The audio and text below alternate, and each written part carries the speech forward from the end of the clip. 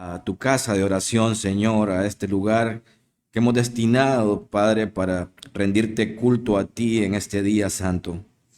Te pedimos, Señor, que guardes nuestro corazón, que podamos rendirnos ante ti, Padre, confesar nuestros pecados, entregarnos por completo a ti en este día y en este momento, Señor, que estamos iniciando este culto a ti, ponemos todo para que sea para la honra y gloria tuya. En tu santo nombre, amén. Pueden pasar a sus lugares de clases y nos quedamos aquí para el estudio bíblico. Diego.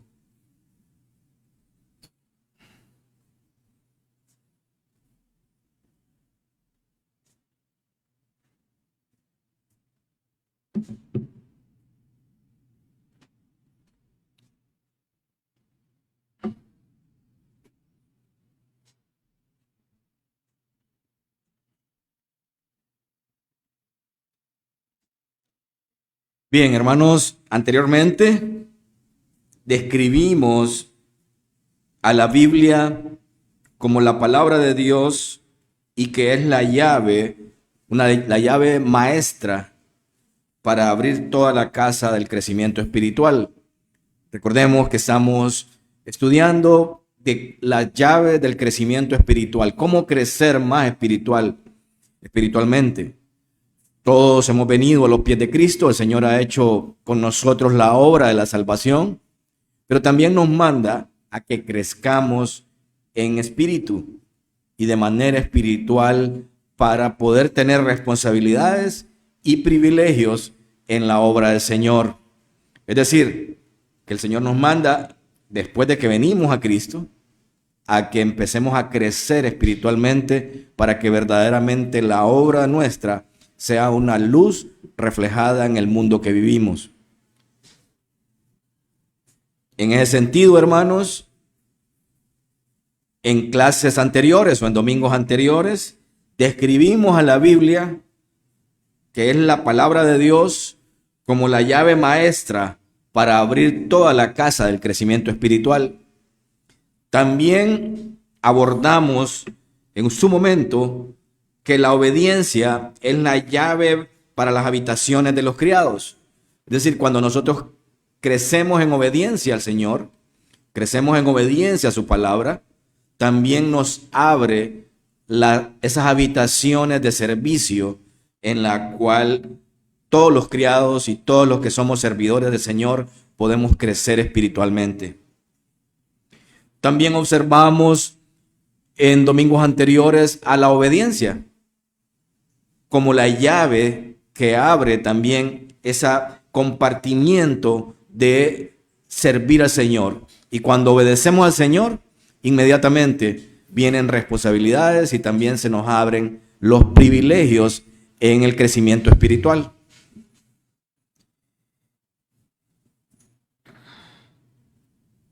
Por otro lado, en la sección anterior de este estudio, en una sección anterior observamos que la llenura del Espíritu Santo también podemos verla como otra llave para el crecimiento espiritual. Y es necesario en este apartado observar lo que platicábamos anteriormente sobre la llenura del Espíritu Santo, que es rendirnos al Señor para que Él haga la obra por completo de llenura del Espíritu Santo en nuestra vida. Y así con eso también crecer espiritualmente. En ese sentido estudiamos que la vida cristiana solo es posible ser controlado por el Espíritu o también ser dominado por la carne. Solo hay dos posibilidades. Cuando venimos a Cristo, tenemos dos posibilidades de seguir en el camino de Cristo. Una es con la llenura del Espíritu Santo y crecer espiritualmente, y la otra es con ser dominado por la carne, aun cuando hemos venido a Cristo. Por lo que el crecimiento espiritual a la imagen de Cristo se produce solamente cuando somos espirituales. Cuando como cristianos hemos venido a Cristo, pero nos dejamos controlar por la carne, no estamos creciendo espiritualmente. Y si queremos crecer espiritualmente, debemos de ser llenados por el Espíritu Santo y ser controlados por el Espíritu, no por la carne. Y eso significa, hermanos, que debemos andar en el Espíritu y siendo llenos por el Espíritu Santo en todo momento. Si nos conducimos carnalmente, impedimos nuestro propio crecimiento espiritual. Es decir, siempre vamos a tener dos opciones en nuestra vida cristiana. O nos dejamos controlar por el Espíritu Santo, o nos dejamos controlar por los deseos de la carne.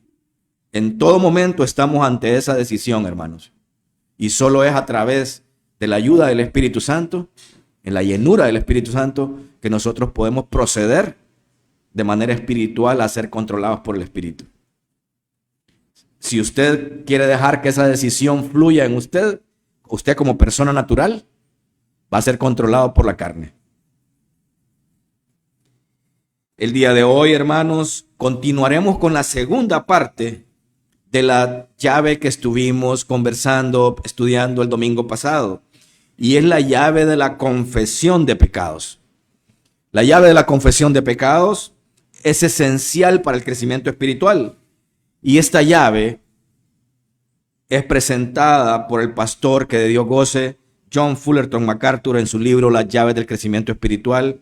Y en este momento vamos a ver la segunda parte de esa llave del crecimiento espiritual, que es la confesión de pecados.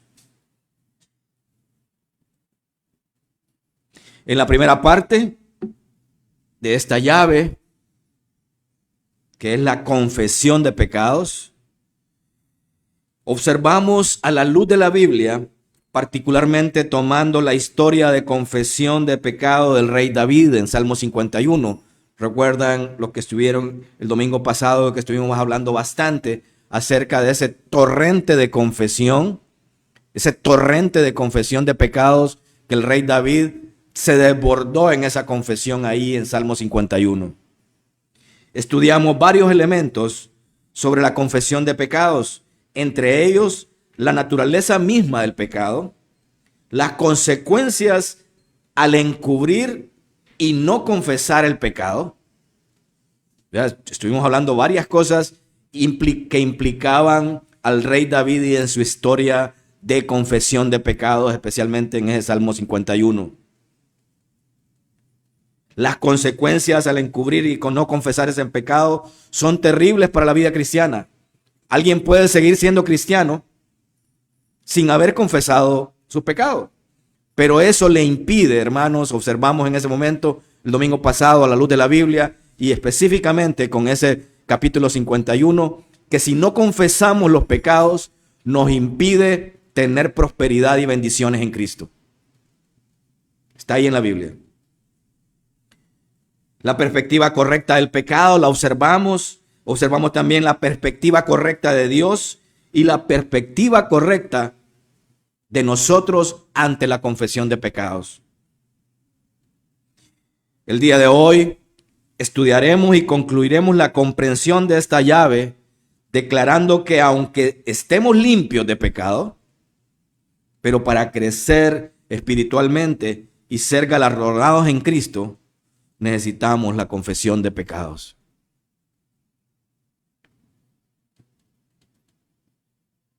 Dedicaremos el resto de este capítulo, el día de hoy, a considerar el porqué de la confesión, por qué es necesaria la confesión. Y menciona el pastor John MacArthur en su libro, ahí tácitamente menciona a él lo siguiente. Dice: estimado lector, le advierto que navegaremos en un mar muy embravecido, de modo que agárrese bien fuerte de la barandilla donde esté sujeto. Porque tomaremos como texto la referencia de Juan, 1 Juan 1, 5 y 2 al 22. Hemos de examinar 3 palabras esenciales que describen a todo cristiano en el tema de la confesión de pecados. La primera palabra que el pastor MacArthur menciona y que hay que analizarla en ese texto de 1 Juan 1 al 5 y 2 al 22, dice en 1 Juan 1, 7, está incluida en ese apartado. Dice lo siguiente: la primera es limpios. que estamos limpios. Dice el versículo: si andamos en luz, como Él está en luz, tenemos comunión unos con otros, y la sangre de Jesucristo, su Hijo, nos limpia de todo pecado. Es decir, estamos limpios. Pero ¿por qué necesitamos confesar nuestros pecados? Esa es la gran pregunta del día de hoy. Si estamos limpios en Cristo, y así como dice el versículo, si andamos en luz, como Él está en luz, tenemos comunión unos con otros, y la sangre de Cristo, de Jesucristo, su Hijo, nos limpia de todo pecado. Si vemos el contexto de este pasaje, hermanos, podríamos preguntarnos, pero si todo esto pasa y Dios nos está diciendo esto, el Señor nos está diciendo esto, ¿por qué necesitamos confesar nuestros pecados? Lo cierto es que Juan nos está proporcionando un indicador de nuestro verdadero carácter. Podríamos traducir la primera parte de este versículo diciendo: si están habitualmente en luz, ¿quiénes son los que están en luz? Los cristianos, a quienes se ha puesto en ella y participan de la luz y la vida divina. Cuando venimos a Cristo, estamos en luz. Ya lo vimos en el pasaje. Somos los cristianos los que estamos en luz. Si está usted en el Señor, hermanos, ello significa que mora en la luz. Si el Señor ha tomado nuestra vida y nos ha convertido en esa nueva persona en Cristo, significa que la luz mora en nosotros. El hecho de que los cristianos vivan en la luz está muy claro en la Escritura. Dios es la luz y no hay ninguna oscuridad en Él. Nosotros estamos en su luz. Es un hecho irrefutable, menciona el pastor ahí en un apartado.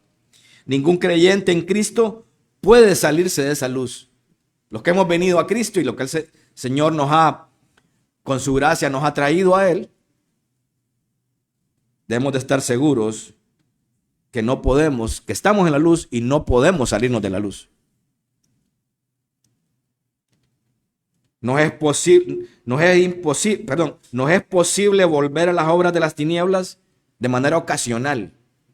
Cuando nosotros estamos en Cristo y estamos en la luz mora en nosotros, de manera ocasional nos salimos de esa luz, pero no de manera totalmente como lo hacen los hijos que están en las tinieblas, las personas que están en las tinieblas y que no son hijos de Dios.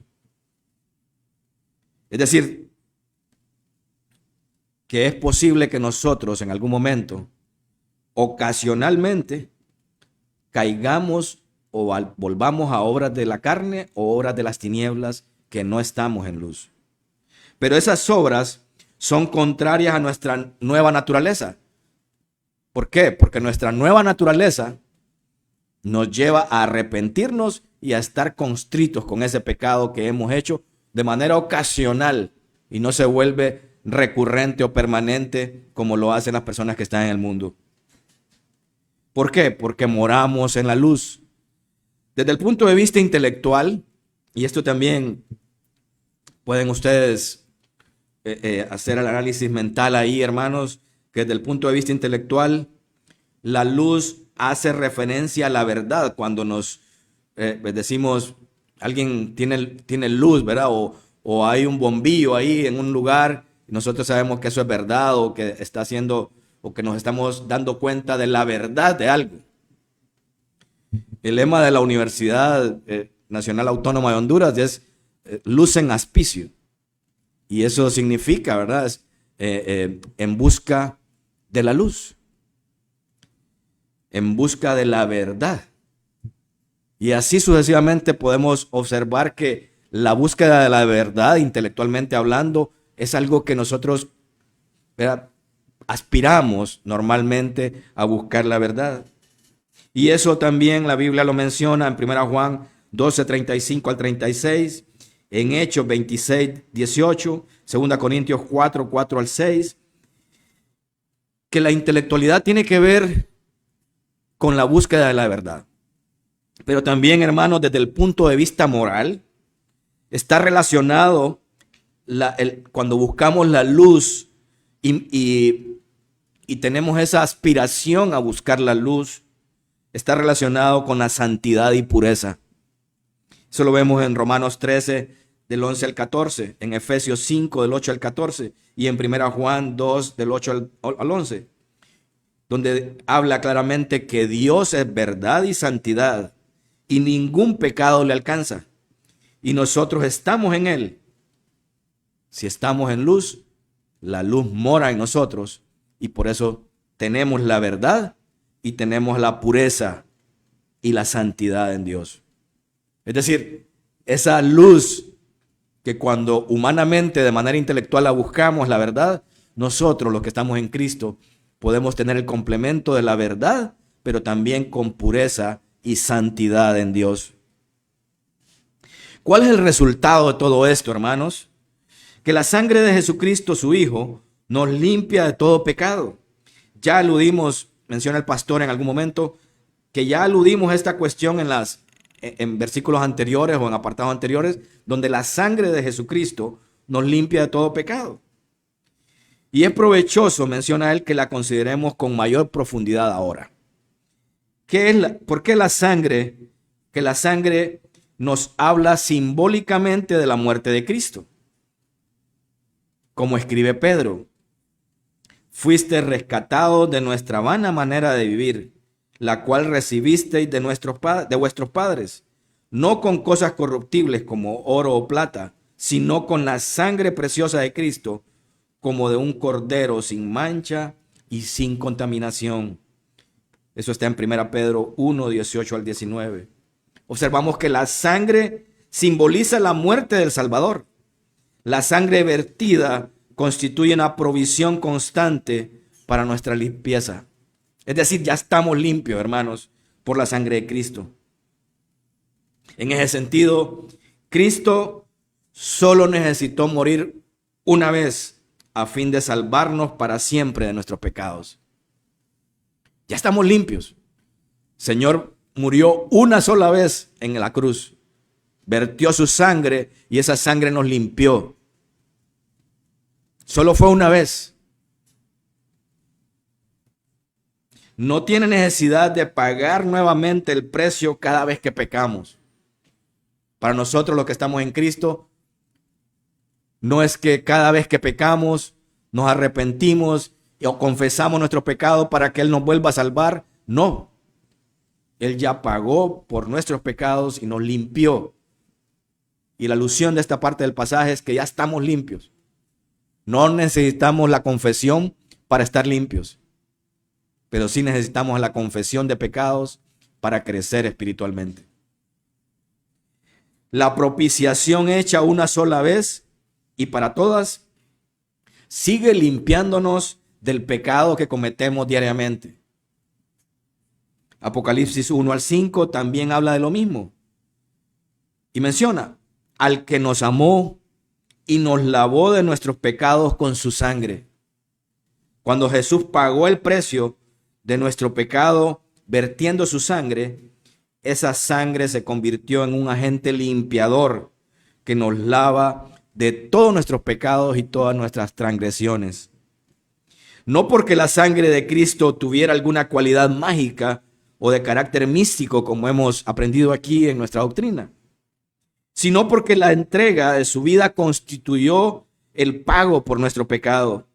El derramamiento de la sangre de Jesús fue la manifestación visual de que su muerte era un sacrificio por nuestros pecados. Es decir, hermanos, estamos limpios, estamos seguros que estamos limpios por la sangre de Cristo que Él vertió por nuestros pecados. Pero aún así, necesitamos la llave de la confesión para abrir esa habitación donde están la bendición y la prosperidad en Cristo. La condición para quedar limpios. ¿Cuál es la condición para, si ya estamos limpios, pero hay más condiciones? ¿Hay alguna condición estipulada para nuestra limpieza? ¿Será que solo estamos limpios a medias? Solo hay una condición: que andemos en luz. Como ya lo hemos visto, ¿verdad? Andar en luz significa ser cristiano. Lo único que necesitamos para para estar limpios de pecados es ser cristianos, andar en luz.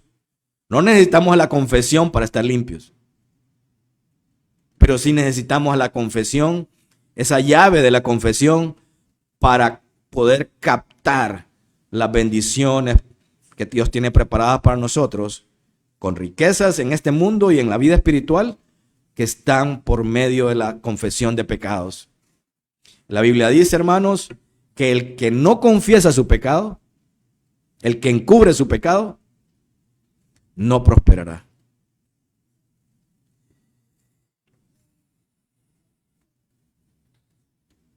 Si usted lo es decir, si somos un cristianos, si nosotros lo somos, nos beneficiamos de la limpieza absoluta, total, completa y continua de todo pecado.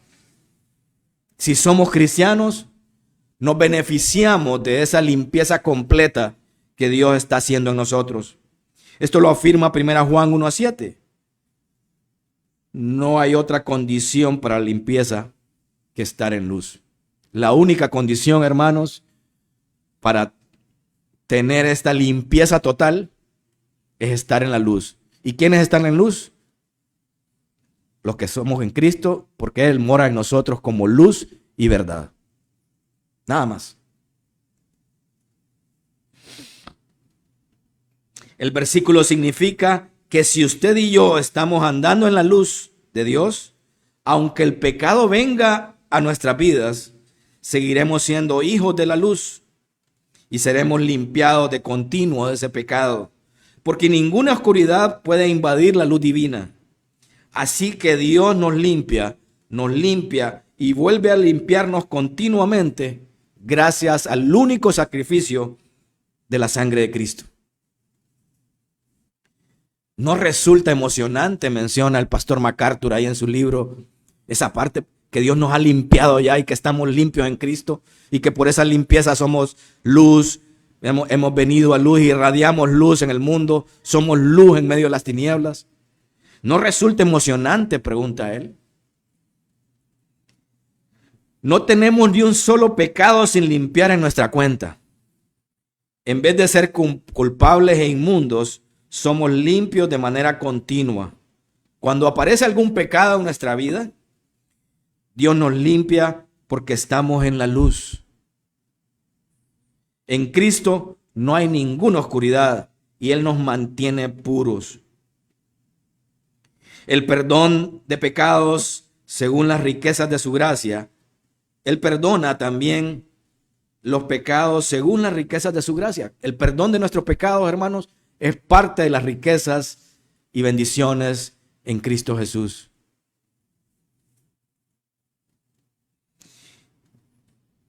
¿Y cómo es de completo ese perdón? Según esas riquezas en gracia, somos limpios por la sangre de Cristo. Esa es una de las mayores riquezas que podamos tener, el solo hecho de estar limpios por la sangre de Cristo. En Hebreos 10:14 también nos recuerda que la ofrenda de Cristo, Él hizo perfectos para siempre a los santificados. En Hebreos 10:14. Una sola ofrenda, su muerte en la cruz, tuvo como consecuencia nuestra limpieza completa, no solo por un tiempo, sino por la eternidad. Ahora solo soy apto para entrar en la santa presencia de Dios y me dirijo a la gloria sin paradas intermedias, menciona el pastor ahí. O sea que va directo a la santa presencia de Dios por haber sido limpiados con la sangre de Cristo a través de la nueva imagen o de la nueva vida en Cristo que tenemos los cristianos. Los cristianos estamos siempre en la luz, siempre en comunión, siempre limpios. Cierra el pastor MacArthur con esta frase. Esto es maravilloso, dice. Saber que estamos limpios. Saber que cuando venimos a Cristo y Él nos toma como sus hijos, estamos limpios. No necesitamos otra condición. No necesitamos hacer más. Estamos limpios.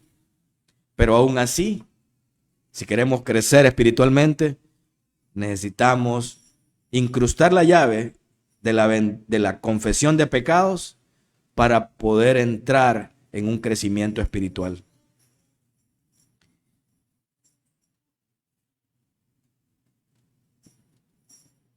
El pastor MacArthur menciona ahí en un apartado en el libro y dice lo siguiente: permítame darle una idea de cómo funciona esto de la limpieza, dice.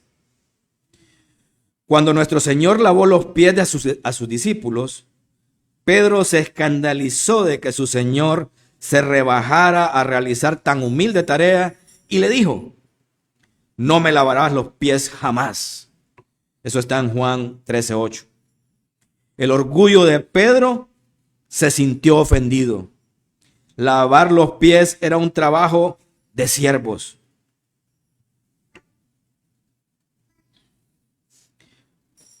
Como ninguno de los discípulos estaba dispuesto a hacerlo, Jesús había tomado el jabón y la toalla y estaba lavando los pies de sus propios discípulos. Aquello suponía una inmersión inusitada de papeles. El maestro lavando los pies de sus discípulos. Jesús le respondió a Pedro: si no te lavare, no tendrás parte conmigo. Versículo 8. Y Pedro, que parecía ser bastante hábil para decir lo incorrecto siempre, replicó con entusiasmo: Señor, no solo mis pies, sino también las manos y la cabeza. En el versículo 9. Luego Jesús le dijo: el que está lavado no necesita sino lavarse los pies, pues está todo limpio. Y vosotros limpios estáis. En el versículo 10. El que se ha bañado está limpio. Recordemos que en el siglo I las personas andaban por caminos polvorientos y generalmente se ensuciaban los pies. Imagínense, hermano, haga una visión ahí mental de lo que podría pasar en ese momento. No había pavimento, andaban así con las sandalias. Imagínense sus pies ahí en ese momento. Les ensuciaban los pies siempre. Como no podían bañarse cada vez que iban a algún sitio, lo único que hacían era lavarse los pies. Se trataba de un retoque, no de una limpieza completa, sino que solo un retoque ahí como para sentirse limpios. Jesús se estaba refiriendo a algo parecido en el terreno espiritual. Lo que quería decir era lo siguiente: una vez que han sido lavados con mi sangre, todos sus pecados están perdonados. Lo único que necesitan lavarse es lavarse los pies del polvo de este mundo, y yo seguiré limpiándolos. No precisan de un baño completo, sino que solamente la simbología de lavarse los pies significaba la limpieza total para ese momento. Esto ilustra maravillosamente la limpieza posicional y la santidad del cristiano en la salvación. Y nos promete que Jesús continuará limpiándonos y manteniéndonos limpios cada día mientras andemos en este mundo. No necesitamos ser salvos una y otra vez. La salvación es una transacción única que hemos recibido. No se puede repetir. Solo hemos sido salvos una sola vez. Y por esa salvación estamos limpios. Nada más.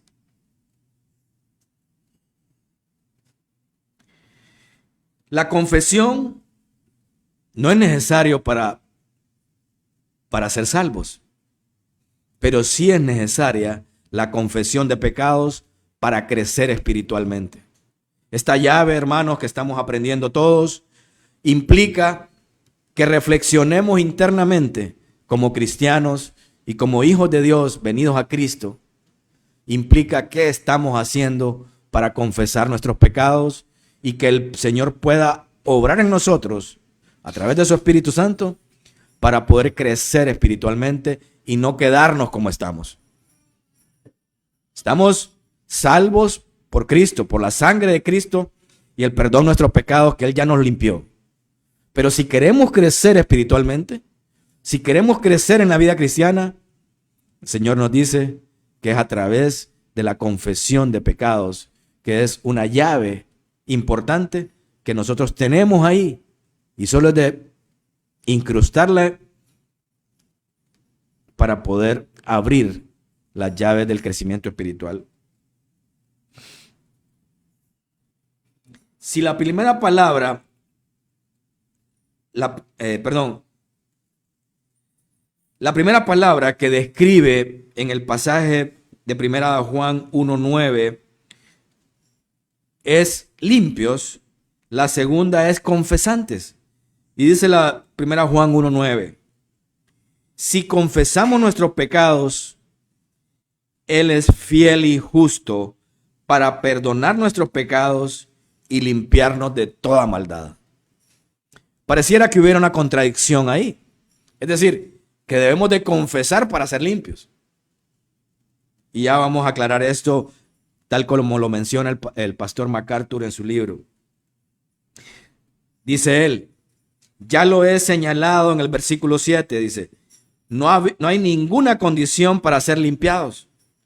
Pero ahora estamos en el versículo 9, dice, y el versículo 9 dice, si confesamos nuestros pecados. Entonces pareciera que hubiera una contradicción. Para ser limpios tenemos que confesar. El versículo 7 menciona a él, considera la cuestión desde el punto de vista de Dios. Y el versículo 9 lo hace desde nuestro punto, para nuestra perspectiva y nuestro punto de vista. Puede que alguien me dé un codazo, dice él ahí en su narración. Dice, puede que alguien me dé un codazo y me diga, ¡ja! Me lo esperaba, dice. Acaba de usted de afirmar que Cristo no hace cargo incondicional, sí, correcto, se hace cargo incondicionalmente de nuestros pecados. Y ahora en el versículo 9 me dice, si confesamos. ¡Ja! Dice él, los agarré, ahora sí hay una condición. Después de todo, sí hay una condición, hay que confesar. Como en la tradición católica, ¿verdad? La confesión es parte de esa limpieza. ¿No? Pareciera que hubiera esa contradicción ahí en el versículo. Pero dice el pastor ahí que en realidad no hay. No se trata de una condición para que Él nos limpie, sino de una característica de quienes Él continuamente limpia. Es decir, no hay una contradicción para que nos limpie, tenemos que ser confesantes, sino que más bien es una característica de aquel a quien Él continuamente limpia. Permítame explicarlo de la siguiente manera. Dios perdona y limpia a causa de la muerte de Cristo. Lo hace en un instante, pero solo por aquellos que están de acuerdo con Él acerca de su pecado. ¿A quiénes limpia el Señor? Aquellos que están de acuerdo con Él, que se rinden ante Él, así como el torrente de confesión que tuvo David. Podríamos leer 1 Juan 1:9 de esta manera. Menciona el pastor MacArthur. Si somos de los que confiesan sus pecados, Él es fiel para perdonar nuestros pecados. ¿Y quiénes son los que confiesan? ¿Quiénes son los que confiesan sus pecados? Los que realmente están de acuerdo que han pecado.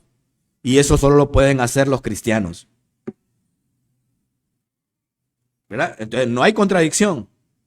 Es decir, los que confesamos nuestros pecados somos los que estamos de acuerdo que hemos pecado.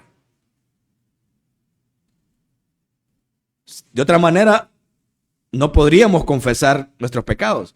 Si usted está en Cristo, ¿cómo va a confesar un pecado que usted no admite? La única forma de confesar nuestro pecado es cuando admitimos y estamos de acuerdo con Cristo que hemos cometido un pecado. Y es ahí donde nosotros confesamos nuestros pecados, pero no para ser limpios. Ya somos limpios.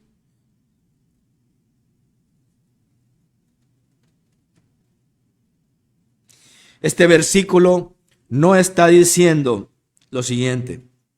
Oiga bien, no está diciendo lo siguiente.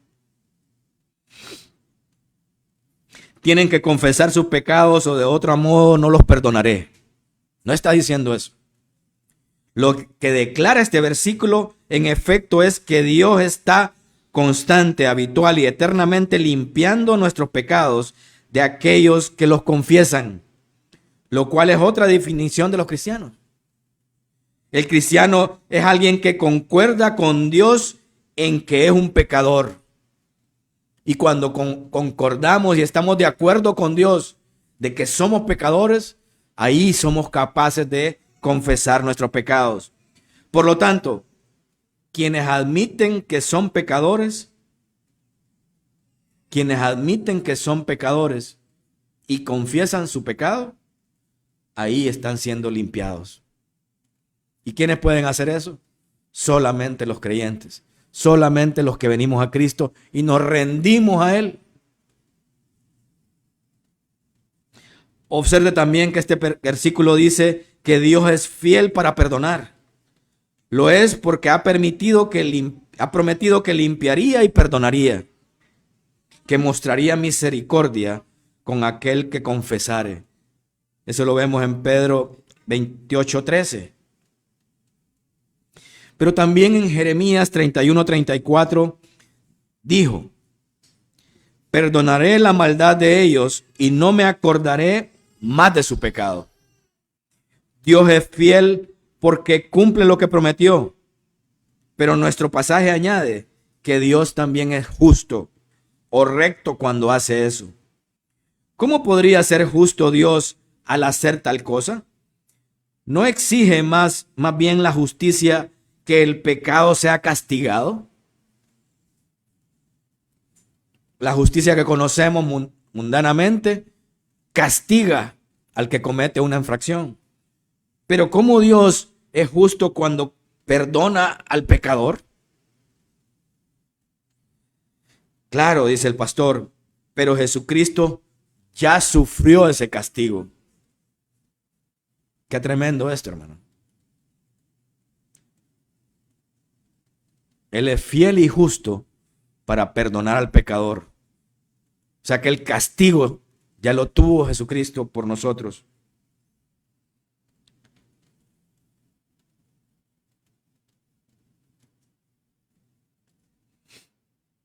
Romanos 3, 23 al 26 nos cuenta que nuestro Señor fue crucificado para manifestar la justicia de Dios, a fin de que Él sea el justo y el que justifica al que es de la fe en Jesús. Eso lo vemos en el versículo 26 de Romanos 3. Dios planeó la salvación de tal manera que Él puede a la vez justificar a los pecadores y mantenerse justo Él mismo.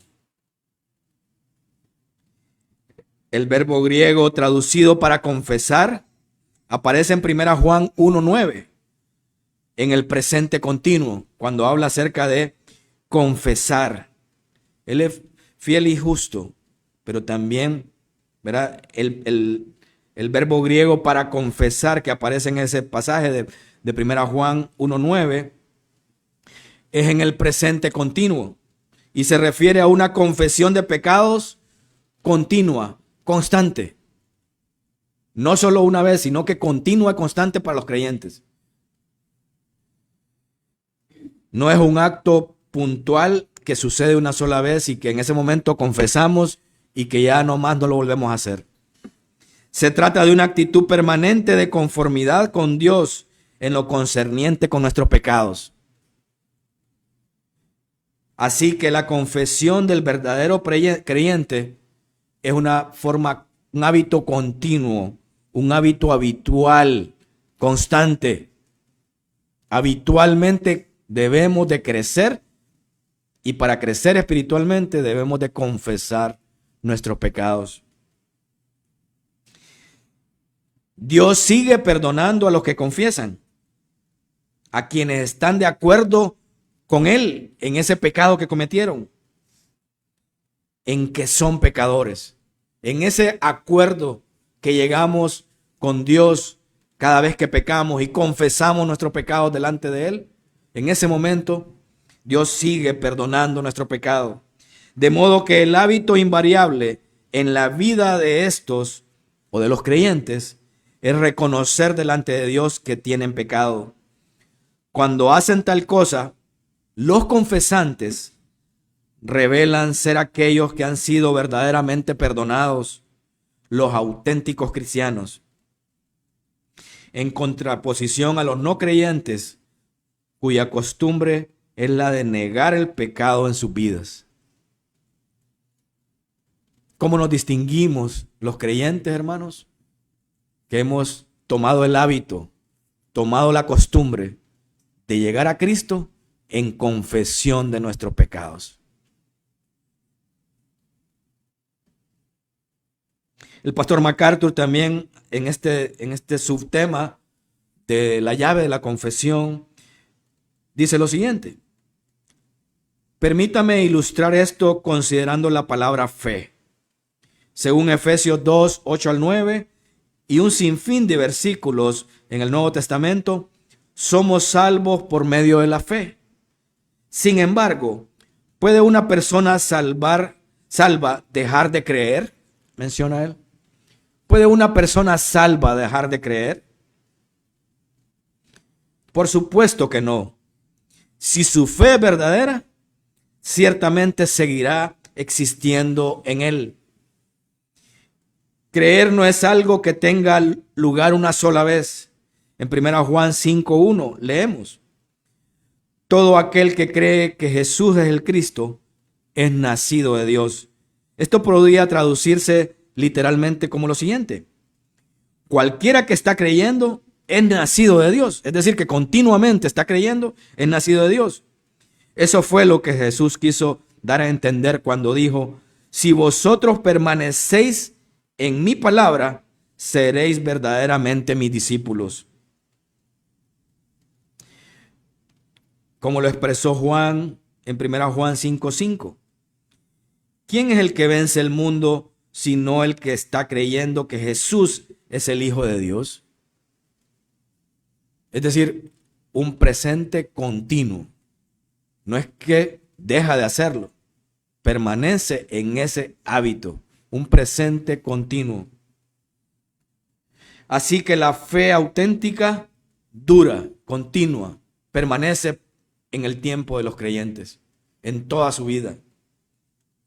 Si la confesión de pecado que conduce a una salvación es real, el pecador seguirá también estando de acuerdo con Dios acerca de su propio pecado, lo que nos trae a Jesucristo, haciéndonos reconocer nuestros pecados y creer en Él.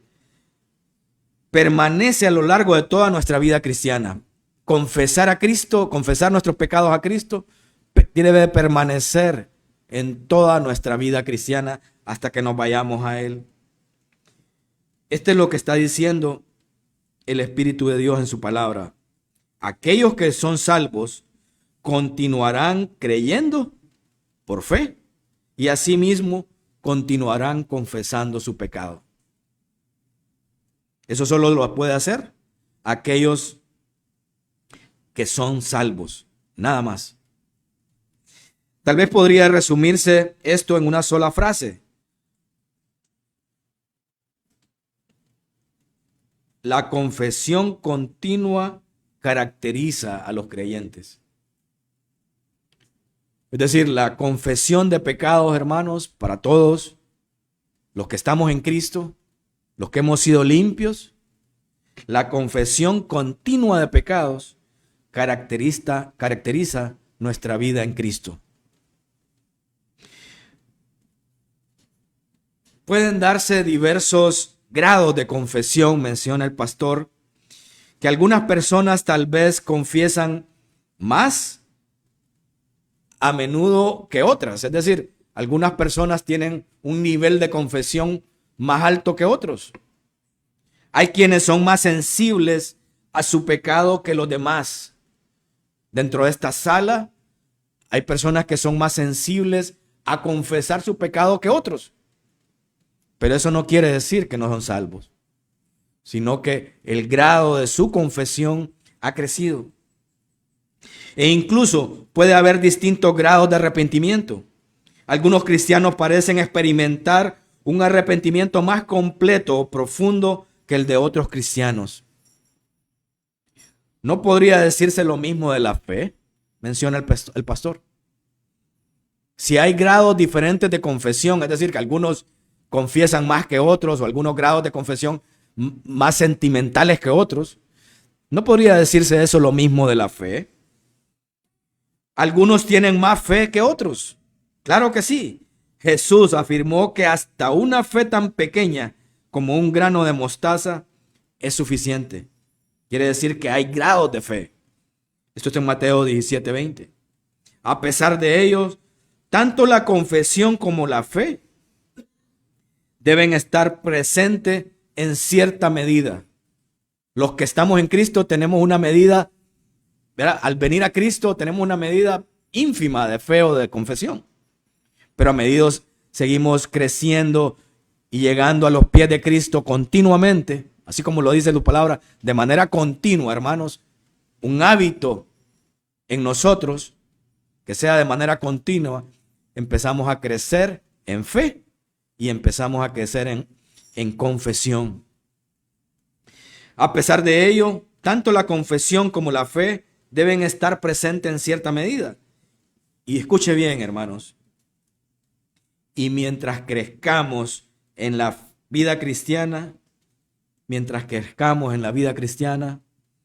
nos encontraremos confesando más y con una fe más fuerte que al principio cuando llegamos a Cristo. Si verdaderamente queremos crecer de manera espiritual, llegar a Cristo solo es el principio. Porque a medida crezcamos en la vida cristiana, naturalmente en Cristo, de manera natural, estar en Cristo nos va a permitir confesar más y tener más fe en Cristo. Tenemos que ser sinceros en este campo. La bendición de Dios está reservada para el corazón que confiesa. La Biblia nos muestra que el que encubre sus pecados no prosperará. Pedro 28:13. Es decir, que el que confiesa su pecado sí prosperará y le irá bien en la vida de acuerdo con las bendiciones que Dios tiene para él. Proverbio 28:13. Sí, gracias, pastor. Proverbio 28:13. Es decir, que el que confiesa su pecado, seguramente, de acuerdo a su promesa, a la promesa que Dios da en ese proverbio, sí prosperará y le irá bien en la vida de acuerdo con las bendiciones que Dios tiene preparadas para él. Si tenemos una relación superficial con Dios, nuestra confesión de pecado también va a ser superficial.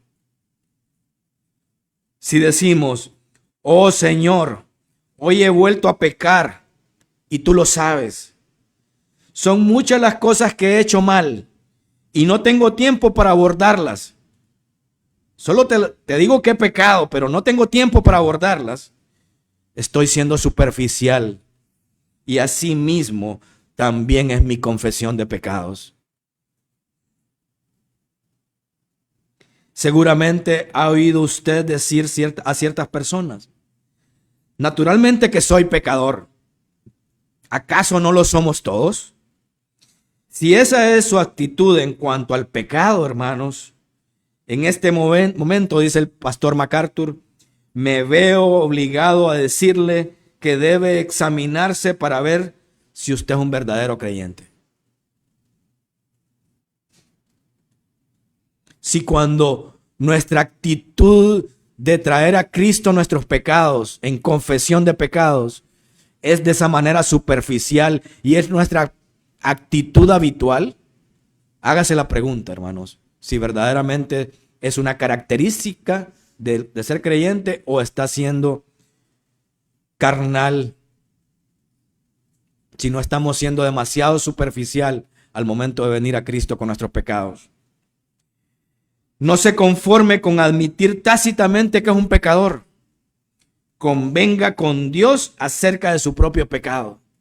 Ríndase ante Él.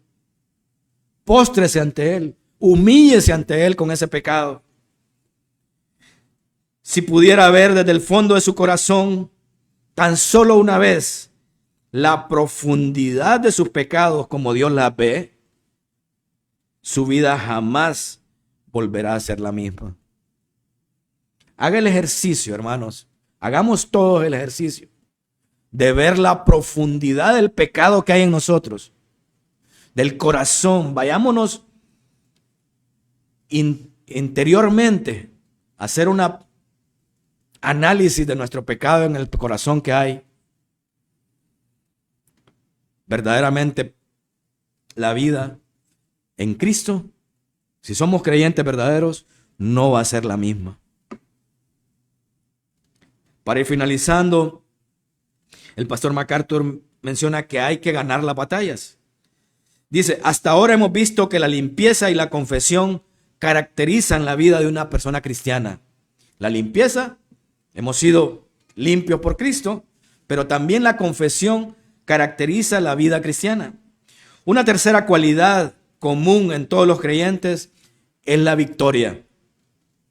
Dios libera al cristiano, le da la capacidad de hacer por primera vez lo correcto. No podríamos hacer tal cosa antes de ser salvos. Estábamos muertos en nuestros delitos y pecados y éramos esclavos del pecado. La única opción que teníamos antes de venir a Cristo era pecar.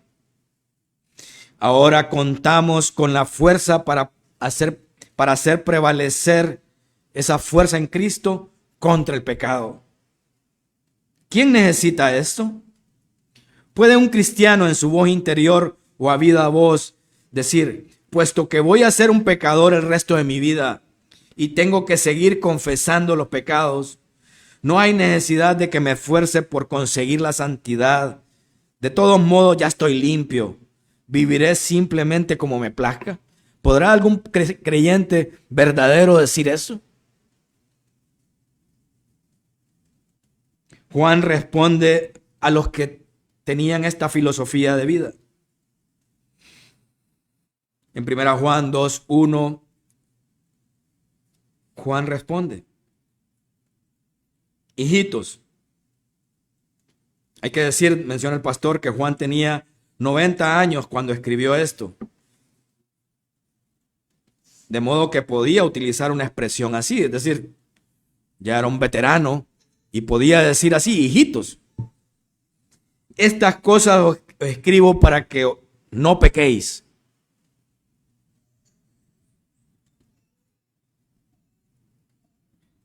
Menciona el pastor MacArthur, dice él, ¿cómo me gusta esto? Jamás oiría usted una exhortación tan sencilla. No pequen. Tal vez se esté preguntando, ¿por qué dijo Juan tal cosa? Si siempre voy a seguir confesando y Dios continuamente me limpia del pecado, ¿no resulta ridículo pedirme que no peque? No, no es ridículo, porque no tenemos que pecar. Parece una contradicción, pero no lo es. Dentro de cada creyente reside el poder capaz de obtener una victoria sobre el pecado. Por eso, menciona el pastor, empleo la palabra victoria cuando se trata de no pecar. Cuando se trata de no pecar, hermanos, o en esa toma de decisiones que tenemos todos los días, tomamos una decisión de pecar o no pecar. Pero cuando no pecamos, hermanos, lo fácil es pecar. Por nuestra naturaleza, que ya lo hemos comprendido acá, lo fácil es pecar. Pero cuando hemos venido a Cristo y tomamos la decisión de no pecar, tenemos una victoria. Y esa es la sensación que debemos de ver en ese apartado cuando decimos no pequen, ganen la batalla. Esa es la victoria que tenemos en Cristo. El pecado ya no tiene poder sobre aquellos que están en Cristo. Romanos 8:13. Explica que podemos mortificar el pecado, hacerlo morir. Los incrédulos, en cambio, no pueden vencerlo. Pero los cristianos, los que estamos en Cristo, sí podemos vencerlo y sí podemos tener esa victoria sobre el pecado. Una característica indiscutible de la madurez espiritual o del crecimiento espiritual en Cristo es la disminución de la frecuencia con que pecamos. Compruébelo usted mismo, hermano. Revise qué es lo que hace ahora cuando está siendo dominado por el Espíritu y no controlado por la carne. Pecamos menos. Los que estamos en Cristo pecamos menos. Siempre pecamos. Pero ya no es una costumbre habitual seguir pecando. Ya pecamos menos. ¿Por qué iba Dios a decirnos que no pecásemos si no tuviéramos elección en este asunto? Pablo dijo lo mismo de esto al respecto. En 1 Corintios 15:14 dice, velad debidamente y no pequéis. Luego en Efesios 4:26 dice, airaos, pero no pequéis. Siempre está la forma de tener una victoria en Cristo cuando no pecamos.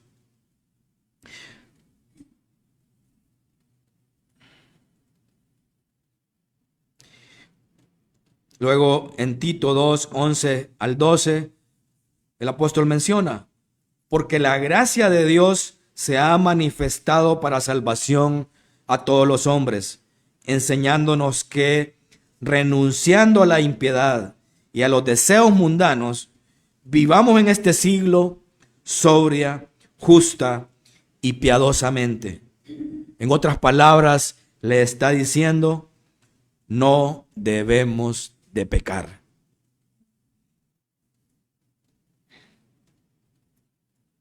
Jesús es nuestro abogado. Concluyamos esta sección acerca del pecado y la confesión con el breve resumen que nos presenta Juan en 1 Juan 2, del 1 al 2. Si alguno hubiese pecado, abogado tenemos para con el Padre, a Jesucristo el justo. Y Él es la propiciación por nuestros pecados. Y no solamente por los nuestros, sino también por los de todo el mundo. El apóstol dice, en efecto, que si pecamos, también tenemos a alguien que nos sustituye para pagar esos pecados. Nuevamente, no está hablando de una desobediencia habitual o del pecado como forma de vida. Es decir, que aunque vamos a pecar, eso no tiene que convertirse ya en nuestra nueva naturaleza como una forma de vida, sino de esos actos pecaminosos individuales que interrumpen nuestro caminar en la fe, ocasionalmente. Cuando cometemos un acto así, hermanos, tenemos que estar seguros que Dios nos tiene limpios de ese pecado, que Él es nuestro abogado. Él es el mismo término paracletos también, que ya lo hemos estudiado aquí en la iglesia, que se trata de un abogado defensor, no de un abogado acusador, sino de un abogado defensor. ¿Cree usted que Dios nos acusa cada vez que pecamos? No lo hace, pero Satanás sí. Satanás sí dice, míralo, Dios, ese hijo tuyo ha pecado. Es decir, que el diablo se acusa como abogado acusador o como un fiscal acusador. Pero Cristo actúa como un abogado defensor. Es decir, nosotros vamos a pecar, hermanos, pero el pecado ya no se convierte en un hábito en nuestra propia vida, sino que más bien ocasionalmente, de manera accidental quizá, pecamos y ocasionalmente tenemos que venir a Cristo con ese pecado, pero ya no siendo que ese pecado nos acusa y esa tristeza nos embarga, sino que más bien sabiendo que Dios ha limpiado nuestro pecado y que más bien tenemos un abogado defensor con ese pecado. Pero nuestro abogado defensor, el Señor Jesucristo, se pone en pie cada vez que el fiscal, que es Satanás, nos acusa cuando hemos pecado y dice: está solucionado, Padre. Yo llevé ese pecado en mi cuerpo. Pagué el precio del castigo, el justo que nos ha salvado de toda injusticia. Aquel que es santo y ha ofrecido el sacrificio perfecto, nos defiende personalmente. De modo que los planes de Satanás se ven frustrados en nosotros. Cuando pecamos, ese pecado no debe producir una tristeza que nos obliga a sentirnos mal, sino que más bien tenemos que llevar ese pecado a Cristo con confesión de pecados para que Él, como abogado defensor, nos ilustre y nos llene de su Santo Espíritu, que es la limpieza de pecado. Esa convicción tenemos que tenerla. ¿Quién acusará a los escogidos de Dios? Pregunta en Romanos 8:33. Y menciona: al ser redimidos por el Señor Jesucristo, Dios nos limpia de todo pecado. Como personas limpias, confesamos nuestros pecados. Recordemos eso, no confesamos los pecados para ser limpios, sino que más bien como personas limpias, como personas que estamos en la luz, confesamos nuestros pecados. Y puesto que confesamos nuestros pecados, logramos la victoria en Cristo. Por muy profunda que sea su culpa y frecuente que sea su fracaso, hermanos, todos podemos experimentar eso en algún momento de nuestra vida. Culpa, fracaso, sentirnos mal por un pecado que hemos cometido. Vengamos a Dios con una confesión contrita y humillada y permítale a Dios hacer la obra en usted para el crecimiento espiritual. Para cerrar esta segunda parte de la llave de confesión de pecados, recordemos que eso fue lo que le pasó al rey David en ese torrente de confesión que tuvo en el capítulo 51 del Salmo, donde pidió y recibió, y también es lo que todo creyente recibe en Cristo cuando viene ante Él a confesar sus pecados. Dejémonos del orgullo, dejémonos de la vanidad, dejémonos de que no, que me van a ver que me rodillo, que me van a ver llorando. Dejémonos de esas tonterías, hermanos. Vengamos a Cristo a confesar nuestros pecados, así como lo hizo David en ese torrente de confesión donde pidió, confesó y recibió el perdón por sus pecados. Creemos que Dios es un Dios perdonador y en respuesta y como muestra de ese agradecimiento le confesamos nuestros pecados, apartándonos de para no pisotear su gracia. Cuando venimos con esa actitud en el corazón de confesar nuestros pecados, es una actitud que nos permite no volver atrás, que nos permite tener la victoria en Cristo y no pisotear la gracia que Dios nos ha dado.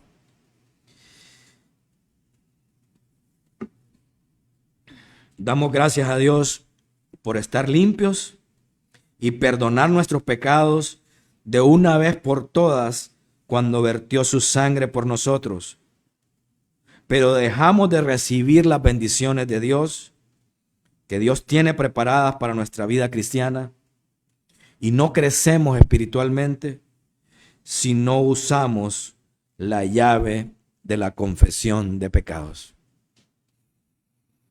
Gracias, hermanos. Gracias al Señor por esta palabra. Verdaderamente ha sido una edificación poder entender, estudiar lo que significa la confesión de pecados para nuestra vida espiritual.